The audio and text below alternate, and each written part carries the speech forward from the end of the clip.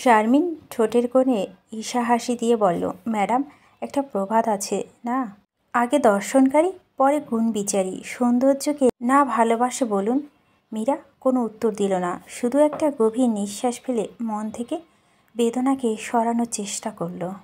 শারমিন আবার বলল, ম্যাডাম, পৃথিবীতে কত রকম ফুল আছে বলুন, কিন্তু আমরা সেই ফুলটা হাতে নেই যা আমাদের চোখে সুন্দর লাগে। আপনিও কি তাই করেননি?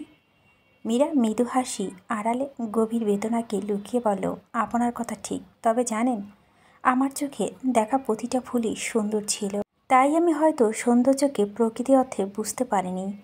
এই আলাপের মাঝে আমান হোসেন কয়েদখানা প্রবেশ করল। শারমিনের দিকে কঠিন দৃষ্টিতে তাকিয়ে কর্কশ কণ্ঠে বলল, কতদূর কাজ হলো শারমিন? শারমিন ধীর স্বরে মাথা নত করে উত্তর দিল, জি স্যার, উনি স্বীকারোক্তি দিচ্ছেন। আমান শারমিনের কথা একটু মাথা ঝাঁকিয়ে মীরার দিকে তীক্ষ্ণ দৃষ্টিতে তাকালো, চোখ সংকুচিত করে ভারী কণ্ঠে বলল, বড়লোকের বউ হয়ে খুন করতে যাওয়া কি দরকার ছিল? তাও কি না নিজের স্বামীকে, নাকি পরকীয়া কোনো কেস? মীরা উত্তরহীন দৃষ্টিতে মেঝেতে নিবদ্ধ করে রাখে। তাই এমন নিস্তব্ধতায় আমানের ভুরু কুঞ্চিত হলো। তিনি ক্রুদ্ধস্বরে শারমিনকে নির্দেশ দিল, প্রত্যেকটি কথা রেকর্ড করবেন, হোক সে কারান চৌধুরীর স্ত্রী বা আসাদ চৌধুরী বৌমা। ছাড় দেওয়া হবে না, যথেষ্ট সম্মান করা হচ্ছে। অন্য কেউ হলে এতক্ষণে বলে আমান তপ্তশ্বাস ফেলে থেমে গেল, কিন্তু এর বেশি কিছু বলার সাহস করল না, কারণ মীরাকে কিছু বলার অর্থ চাকরযুক্ত হওয়ার সংখ্যা। আমান ক্রুদ্ধমুখে পেরিয়ে যাওয়ার প্রস্তুতি নিতেই মীরার ঠোঁটে অতি মৃদু নড়ে উঠল। ও কি বেঁচে আছে? মীরা প্রশ্ন শুনে আমান থমকে দাঁড়ালো, বিস্ময় ভরা চোখে পিছনে ফিরে বলল, কে? মিস্টার কারান চৌধুরী? মীরা চোখ নামানো অবস্থাতেই নিচু গলায় জবাব দিল, হ্যাঁ। আমান একটু আড়াল হেসে বিদ্রূপের সুরে বলল, বাহ, আপনার কি মনে হয় যেভাবে আঘাত করে ক্ষতবিক্ষত করেছেন তারপরও কি তার বেঁচে থাকার কথা? এ কথা মীরার মুখ বিষণ্ণতা ছেয়ে গেল। সহসা তার চোখ থেকে নিঃশব্দে অশ্রু গড়িয়ে পড়ল। এটা অবলোকন করে আমান কিছুটা অপ্রস্তুত হয়ে পড়লেন, কারণ কাল জেলে আসার পর থেকেই ক্ষণকাল আগ পর্যন্ত মীরার চোখে এক বিন্দু জল দেখা যায়নি। একটু পর আমান কঠোর স্বরে বলল, এভাবে কেঁদে পুলিশের মন গলাতে পারবে না। প্রতিদিনই আপনার মতো 4-5টা কয়েদি দেখি। থেমে শারমিনের পানে তাকিয়ে, শারমিন, ওনার মুখ থেকে বাকি কথা বের করুন, আমি রিপোর্টটা লিখে আসি। Okay sir. আমান প্রস্থান করলেন, কিন্তু মীরা অশ্রুধারা থামাবার নয়, সে এমন কিছু শুনতে প্রস্তুত ছিল না যাকে সে নিজের হাতে প্রাণনাশের চেষ্টা আক্রমণ করেছিল। আজ তার জন্য বুকের গভীরে মোচড় দিয়ে উঠল। মনে হলো যেন স্বামীকে আঘাত করেনি, নিজেকে ধ্বংস করে এসেছে। শারমিন কিছুটা উদ্বিগ্ন হয়ে বলল, ম্যাডাম, কান্না করে কোনো লাভ হবে না, এখানে আপনার কান্নার কদর নেই। তার চেয়ে ভালো হবে আপনি ঘটনাটা খুলে বলুন। মীরা ডান হাতে উল্টো পাশ দিয়ে চোখে জল মুছে নিজের ভিতর থেকে উঠে আসা সব আবেগকে নিয়ন্ত্রণ করে বলল, জি। তারপর ঢোক গিলে কণ্ঠ পরিষ্কার করে ধীরে ধীরে ঘটনা পুনরাবৃত্ত করতে শুরু করলো। ঘড়ির কাঁটা রাত 1টার ঘর ছুঁই। মীরা শুয়ে আছে নিজের কক্ষে, কিন্তু নিদ্রা তার চোখের পাতা স্পর্শ করছে না। মনে যেন অজানা এক অশান্তি বারবার এপাশ ওপাশ করতে করতে সে ভাবে, আজকে কি তবে ঘুম আসবে না? ওকে দেখার পর থেকে সব কিছু যেন এলোমেলো লাগছে। ধ্যাত, অস্থির হয়ে উঠে বসে। খানিকক্ষণ বসে চার্জ থেকে খুলে ফোনটি হাতে নেয়, কারানের ছবিটি খুঁজে বের করে এক দৃষ্টিতে তাকিয়ে থাকে। কখনো ছবিটি জুম করে কারানের গভীর নীল চোখ দুটো খতিয়ে খতিয়ে দেখে, আবার কখনো দূর থেকে অপলক দৃষ্টিতে তাকিয়ে থাকে। কিঞ্চিত হাসি ছড়িয়ে বলে উঠে, ব্লু আইস হিপনোটাইজ তৈরি কার্ড দিই। মেনু, আয় হায়, আমি তো গেলাম একেবারে। তারপর হঠাৎই চোখ ফিরে নেয়, ফের ফিসফিস করে বলে, না, ওর চোখের দিকে বেশিক্ষণ তাকানো যাবে না। তবু লুকোচুরি করে দৃষ্টিতে আবারও কারানের ছবি দেখতে শুরু করে। এবার মুখের এক চপল হাসি রেখা ফুটে ওঠে। মনে মনে বলে, এমন ভাব করছি যেন ও আমার পাশে বসে আছে আর আমার এই পাগলামি দেখছে। আমার বাগদত্তা। আমি দেখব না তো কে দেখবে? মীরা ভাবভঙ্গিতে তখন এক শিশুসুলভ কৌতূহল খেলে যায়। আচ্ছা, বাবা শুধু একটাই ছবি দিল, আরও কয়েকটা দিতে পারতো না? থেমে, ওয়েট, ওর নিশ্চয় ফেসবুকে আইডি আছে। আসাদ আঙ্কেলের ছেলে, সারনেম তো চৌধুরী হবে। এই ভাবনায় সে দ্রুত ফেসবুকে ঢুকে অনুসন্ধানে মগ্ন হয়ে যায়। একটু পরই সবার উপরে কারান প্রোফাইল দেখে মীরার চোখ বিস্ময়ে বড় হয়ে ওঠে। ভুরু উঁচিয়ে বলে, বাহ, ফেমাস। আচ্ছা, উনি কি সেই কারান চৌধুরী যাকে টিভিতে দেখেছি? প্রোফাইলের ছবিগুলো দেখতে দেখতে অবিলম্বে সে যেন নিজেকে অন্য এক জগতে খুঁজে পায়। ও, তার মানে এই কারানই আসাদ আঙ্কেলের ছেলে। সে হট টপ বিজনেসম্যান কারান চৌধুরী। মীরার মুখে লজ্জায় হালকা আভা ফুটে ওঠে। সারা রাত বসে বসে কারানের ছবিগুলো দেখতে থাকে। তার মনোপ্রসঙ্গে আজ ফুটে উঠেছে অনাবিল বাসন্তিক ছোঁয়া। তার হৃদয়ে ব্যাকুল হয়ে উঠেছে সেই পুরুষের জন্য যার ছবি একে একে তার মনের কোণে কোণে জায়গা করে নিচ্ছে। অথচ এই অপরূপা নারী নিজেও জানে না যে তার জীবনের সৌন্দর্য কতখানি আমোঘ। কিছুদিন পর তার বিয়ে। তার এই রূপের অধিকারী অন্য কেউ হবে। তখন হয়তো মমতাজের স্থায়ী ভয়েজের অবসান ঘটে। কিন্তু এখানে কি ভয়ের শেষ? প্রভাতে মমতাজ মীরার ঘরে এসে দেখে মীরার ফোনের দিকে মগ্ন। চোখ দুটো এক দৃষ্টিতে কী যেন দেখছে। মমতাজ শীতল স্বরে ডেকে ওঠে, মীরু। মায়ের ডাক শুনে মীরা চমকে ওঠে। দ্রুত চুলগুলো একটু ঠিকঠাক করে ঈশা হেসে বলে, দাঁড়িয়ে আছো কেন মা? বসো। মমতাজ এসে মীরার পাশে বসে কিছুক্ষণ চুপচাপ মেয়ের দিকে তাকিয়ে থাকে। কিছুদিন পরই মেয়ে অন্য বাড়ির মানুষ হয়ে যাবে, এই ভাবনায় মমতাজের বুকের ভিতর হাহাকার জাগিয়ে তোলে। মীরা মায়ের কাঁধে মাথা রেখে নরম স্বরে বলে, মা, কিছু বলছো না কেন? বকা দেবে না? বলবে না যে এখনো শুয়ে আছিস কেন?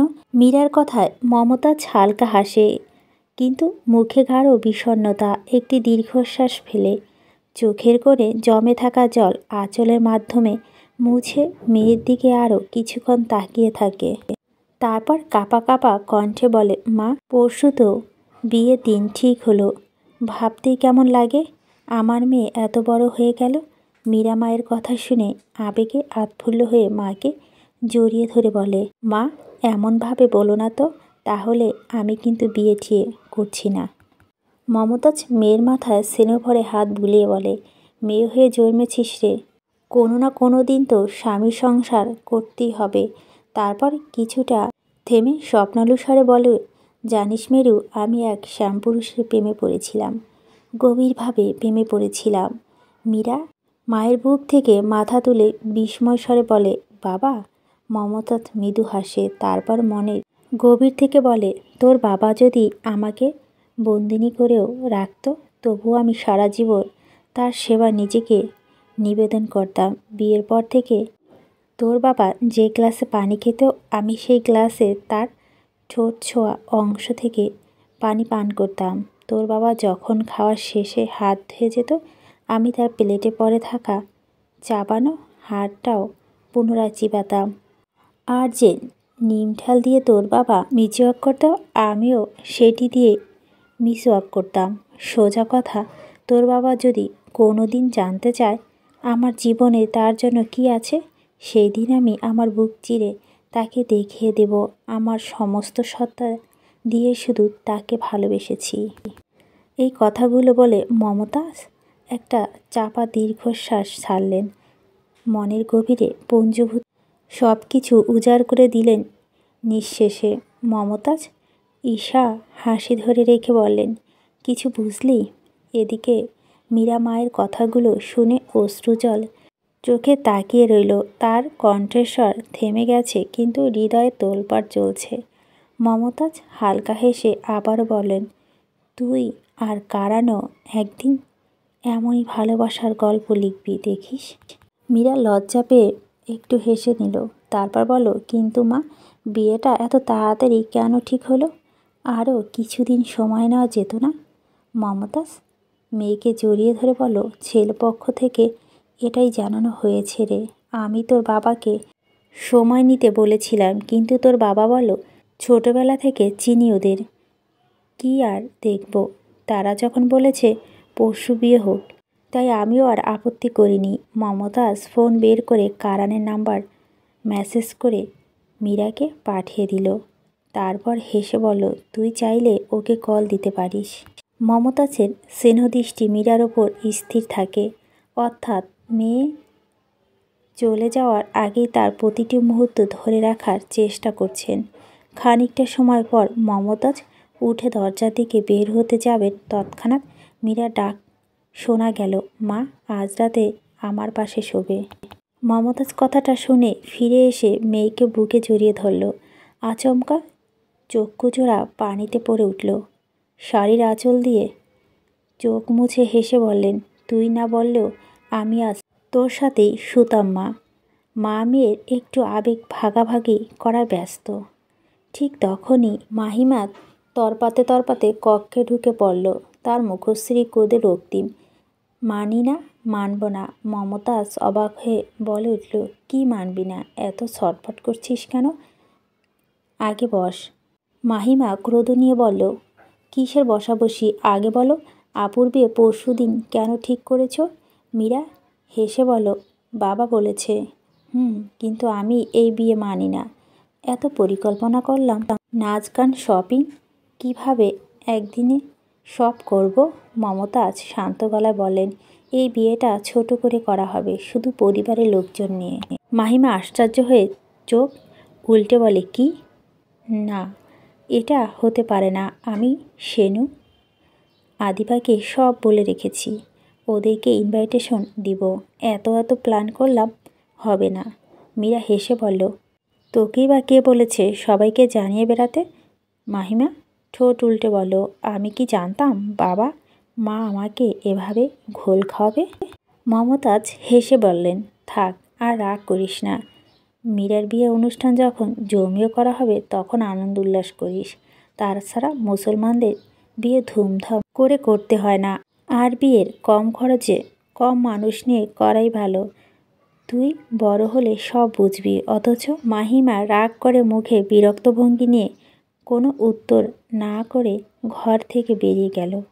রাতের নির্জনতা ভেদ করে মীরা মায়ের গা ঘেঁষে শুয়ে আছে। মন থেকে কোনোভাবেই সে চিন্তাগুলো সরাতে পারছে না। মনে মনে সে ভাবে, আচ্ছা আমার কি ওকে একবার কল করা উচিত? কিন্তু যখন জিজ্ঞেস করবে কে আপনি, তখনই তো আমার সব গুলিয়ে যাবে। এমনিতেও তো অপরিচিতদের সাথে কথা বলতে গেলে আটকে যাই, আর ওর সাথে কথা বলতে গেলে তো শরীরে প্রতিটি স্নায়ুতে ব্ল্যাক অ্যান্ড হোয়াইট টিভির মতো ঝিরঝির শুরু হয়ে যাবে। থাক বাবা, এতদিন যেমন ছিলাম তেমনই থাকি, যা হবে হালালভাবেই হবে।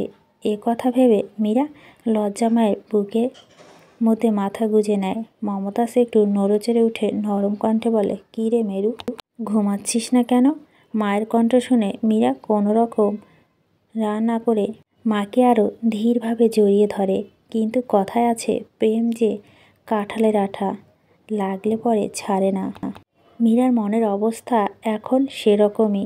ভালোবাসার বুননা তার মনের কোণে কোণে জমাট বেঁধে আছে। অনেকক্ষণ চেষ্টার পর মীরার ঘুম আসছে না। সামনে থেকে অদেখা পুরুষটির ভাবনায় প্রতিনিয়ত কল্পনা এসে ভেসে উঠছে। প্রতিটি চিন্তা একে একে মস্তিষ্ক সব কোষে জট পাকিয়ে দিচ্ছে। মীরা হালকা আক্ষেপের সুরে মনে মনে বলে, ধুর, বিয়ের আগে সামনাসামনি একবার ওকে দেখলাম না। এই বলে মায়ের হাতটা আলতো করে সরিয়ে নিয়ে আবার মায়ের বুকের কাছে গুটিয়ে যায়, যেন সেই বুকে উষ্ণতা। সে নিজের দুশ্চিন্তাগুলোকে ভুলে থাকতে চায়, তবু মনের ভিতর সেই গহীন তোলপাড় তাকে প্রতি মুহূর্তেই জাগিয়ে রাখছে। মীরা এবং কারানের বিয়ের আয়োজন ছিল সাদামাঠা, শুধুমাত্র দু পরিবারের সদস্য মিলিয়ে পারিবারিকভাবে। কিন্তু সেই সাদামাঠা অনুষ্ঠানে লুকানো ছিল অজস্র আবেগের স্রোত। আজ তাদের বাসর রাত, এক বিশেষ রাত যেখানে তরুণদের হৃদয় ভর ওঠে স্বপ্নের ফুলে। মীরাও সেই স্বপ্নের আবেশে বোনা, যাকে সে চিনে উঠতে পারেনি, অথচ আজ থেকে তার সঙ্গে সারা জীবন কাটাতে হবে। কক্ষটি প্রশস্ত এবং শুভ্র। সাদা রঙের চারপাশে থাকা আসবাবপত্রগুলো শুভ্রতায় সুতি কাঁথা। এমনকি কক্ষে অবস্থান করা ফুলদানিসহ ফুলদানিতে রাখা আর্টিফিশিয়াল অর্কিড ফুলগুলো সাদা। কক্ষটি জুড়ে সাদা অস্ফুটের আলো ঝলমল করছে। একমাত্র বিছানার ওপর ছড়িয়ে রাখা লাল গোলাপের পাপড়িগুলো রঙিন আবহ তৈরি করছে। কক্ষের কোণে জ্বালানো একগুচ্ছ সাদা মোমবাতি এবং জ্বলে ভাসমান লাল গোলাপের পাপড়ি, সব মিলিয়ে রোমান্টিক পরিবেশে প্রেমের ভাস্কর্য তৈরি হয়েছে। এরই মাঝে আরও একটা রঙের দেখা মিলে। সে হলো শুভ্র রাজকীয় দানবাকৃত বিছানার মাঝখানে বসে থাকা সদ্য বিবাহিত নববধূ মীরা। তার শরীরে শোভা পাচ্ছে মেরুন লেহেঙ্গা, আর সোনালি ডিজাইনের সূক্ষ্ম রেখাগুলো মীরার সৌন্দর্যকে আরও বাড়িয়ে তুলেছে। মীরা প্রতিটি নড়াচড়ায় লেহেঙ্গাটি তরঙ্গর মতো উঠছে নামছে। মাথায় ঘোমটা দিয়ে সে অপেক্ষা করছে কারণের জন্য। এদিকে তার অন্তরের গভীরে অসংখ্য প্রশ্ন উকি দিচ্ছে। এত লজ্জায় কি আছে মীরা? It's normal. ইটস এক মুহূর্তের মধ্যে আপনাকে নিয়ে কত যে নিঝুম স্বপ্নে ভেসে যাচ্ছি। আর কতক্ষণ? এবার আমার স্বপ্নটাকে সত্যি করে দিন কারণ সাহেব। মুহূর্তের জন্য থেমে গিয়ে আবারও চিন্তা করে, আচ্ছা উনি কি এসে হাত ধরবেন, নাকি কিস করবেন, নাকি হাই হ্যালো দিয়ে শুরু করবেন? হায় আল্লাহ! আকাশের মতো বিশাল ভাবনার মধ্যে পড়ে নিজেকে সম্বোধন করে বলে, এবার থাম মীরা। আর কত? ওর জন্য এই কয়দিন মাথাটাকে যে পরিমাণ খাটিয়েছিস তা তো পরীক্ষার আগে রাতেও খাটিনি বলে স্মিথ হেসে নেয়। আবার নিঃশ্বাস ছেড়ে আবেশ মাখা স্বরে বলে, কিন্তু ওকে তো খুব দেখতে ইচ্ছে করছে। কখন আসবে, কখন আসবে? কারণ বেটা, আসছো না কেন? আর কত ওয়েট করাবি বউকে? ধুর, এই অপেক্ষার মধ্যে স্বপ্নের লুকোচুরি আরও গভীর হচ্ছে। সে জানে না কি আছে সেই পুরুষের মধ্যে, যা তার 3 দিনের ঘুম কেড়ে নিয়েছে। এমন সময় সহসা দরজা খুলে ভিতরে প্রবেশ করে কারান। তার শরীরে সাদা কালো মিশ্রিত দাগ কাটা টি শার্ট আর কালো ট্রাউজার, যা তাকে আরও বেশি আকর্ষণীয় করে তুলেছে। সে ঘরে প্রবেশ করেই আপেলে কামড় বসাতে বসাতে আড়মোড়া ভেঙে ভাবলেশীনভাবে 2 পা ফাঁক করে ডিভানে বসে আপেল খাওয়ার মনোযোগ দিল। মীরা ঘোমটার ভিতর থেকে কারানকে আবছা আবছা দেখে অবাকের স্বরে বলল, অদ্ভুত, যদিও মানতে হবে উনি সত্যি সুদর্শন পুরুষ। ইভেন পিকের থেকেও বাস্তবে বেশি সুন্দর লাগছে। কিন্তু কথা হলো, বাসরাতে শেরওয়ানি রেখে ট্রাউজার টি শার্ট কে পরে আছে? খানিক বাদে কারান আপেলে শেষ অংশে কামড় বসিয়ে উঠে হিমায়ক থেকে একটা বিয়ার বের করে টেবিলে রেখে ডিভানে শুয়ে পা নাড়াতে নাড়াতে ফোন স্ক্রল করতে লাগলো। কারানের এহেন কর্মকাণ্ডে মীরা আশ্চর্য সহিত কারানের দিকে তাকিয়ে থাকে। মনে মনে মীরা নিশ্চয় কারানকে অদ্ভুত কিছু কথাও শুনিয়েছে। ক্ষণিকের পর কারান ডিভান থেকে উঠে মীরার দিকে তীক্ষ্ণ দৃষ্টিতে তাকালো। তারপর টেবিলে রাখা দুধের গ্লাসটা ধরে গম্ভীর কণ্ঠে বলল, সো আর ইউ স্যাটিসফাইড নাও? মীরা ভুরু কুঁচকে করে বলে, সরি। কারান তীর্যক তাচ্ছিল্য সহিত হেসে বলে, আমি মনে হয় স্প্যানিশ ভাষায় বললাম। মীরা একটু ভরকে গিয়ে ইস্তেহারিক বোধ করল, কিঞ্চিত নড়ে বসল। তারপর শান্ত গলায় জিজ্ঞেস করলেন, না মানে আপনি কি খুশি না? মীরার কথা শুনে কারানের মুখে একটা ঠান্ডা হাসি ফুটে ওঠে। তার চোখে ক্ষোভ আর তাচ্ছিল্য মিশেল স্পষ্ট। সে বিড়বিড় করে বলল, আমার লাইফটাকে হেল করে জিজ্ঞেস করেছে খুশি কিনা। একটু থেমে কারান নিজের রাগকে আর সংযত করতে না পেরে হাতে ধরা দুধের গ্লাসটি নিচে ফেলে দিল। সঙ্গে সঙ্গে কাচের টুকরো ছিটকে সারা ঘর ছড়িয়ে পড়ল। মীরা চমকে উঠে ঘোমটার আড়াল থেকে কারানের দিকে তাকিয়ে থাকে। তার এমন আচরণে মীরার বুক ধপ করে উঠল। কারান এবার হঠাৎ গর্জে উঠে বলল, আমার স্বাধীনতা, আমার আনন্দ এবং আমার সব কিছু যা আমি লালন করতাম সব হারিয়ে গেছে। তার জন্য দায়ী তুমি। মীরা হৃদয়ে তার কথাগুলো শীতল শুলের মতো বিঁধে গেল। তবুও নিজেকে সামলে নিয়ে মীরা সন্দিহান কণ্ঠে জিজ্ঞেস করল, মানে আপনি কি বলছেন? আমি তো কিছু বুঝতে পারছি না। কারণ বিরক্ত নিয়ে নিঃশ্বাস ছেড়ে বলল, আনএডুকেটেড গার্ল।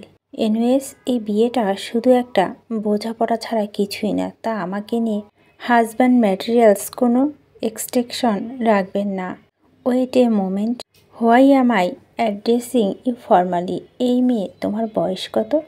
মীরা কারানের এমন উৎকণ্ঠা আচরণ শুধু যে বিরক্ত বোধ করল এমন নয়, সাথে মাথাও থরথর করে রাগ জেঁকে বসল।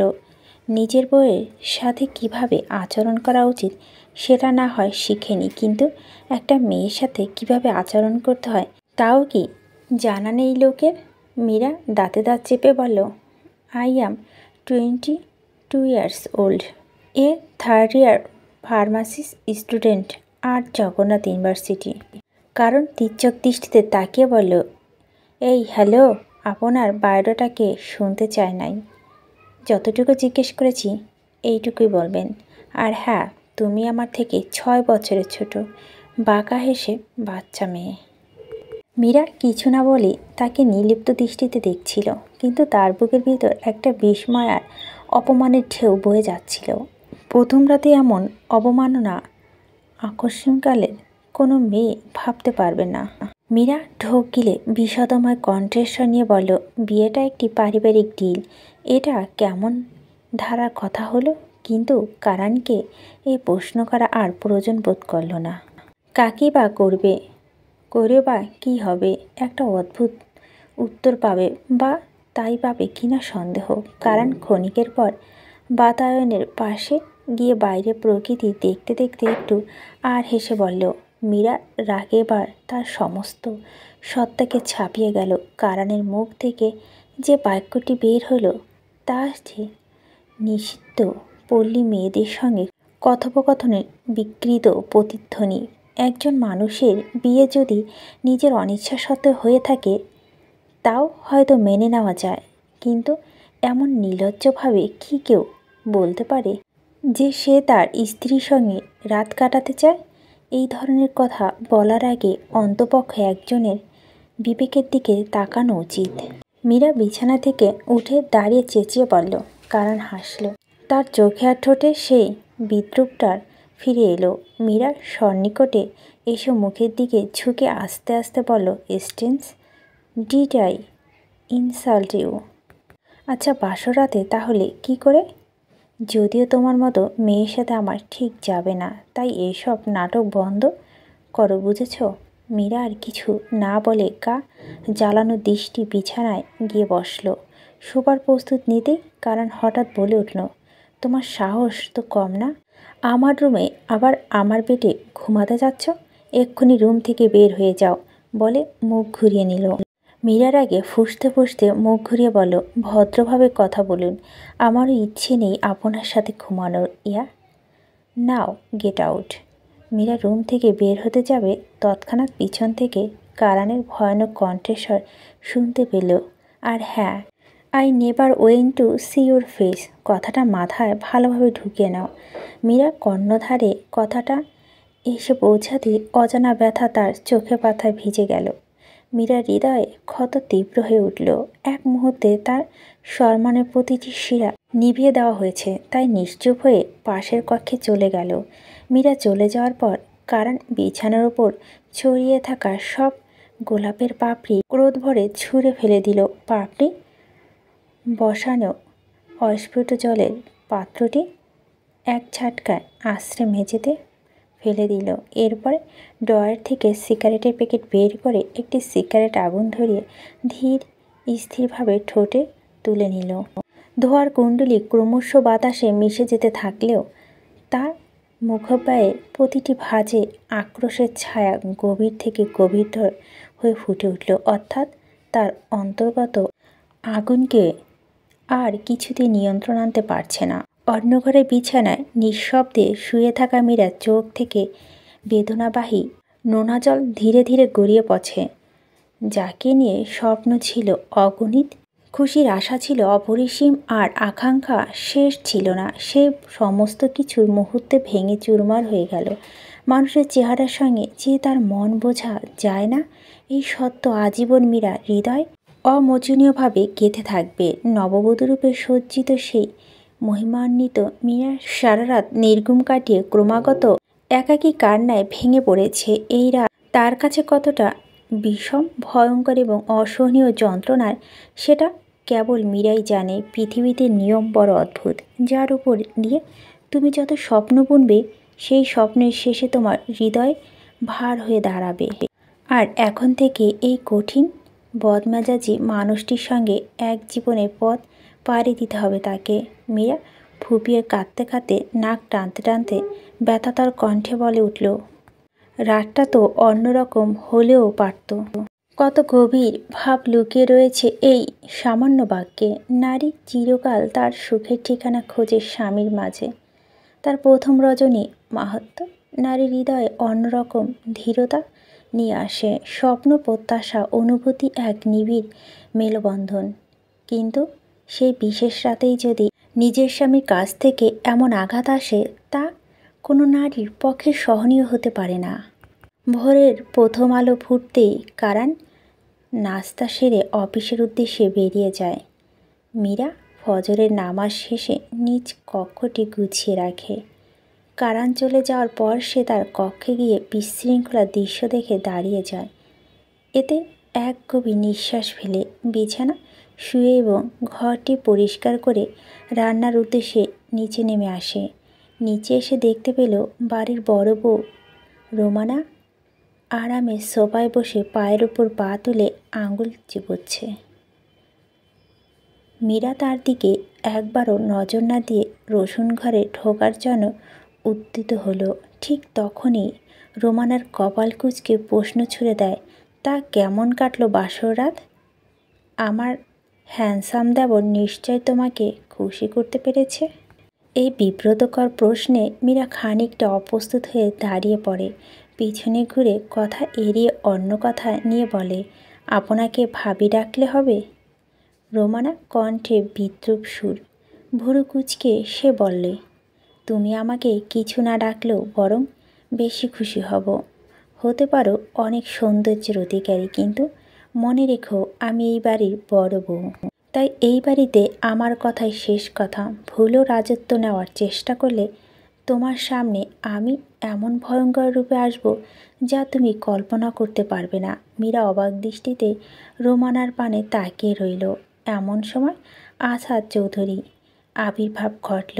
সিঁড়ি দিয়ে নিচে নেমে হাস্যোজ্জ্বল কণ্ঠে তিনি বললেন, কি ব্যাপার, ভালো তো? সকাল সকাল আমার দু বৌমা আলাপ আলোচনা জমে উঠেছে।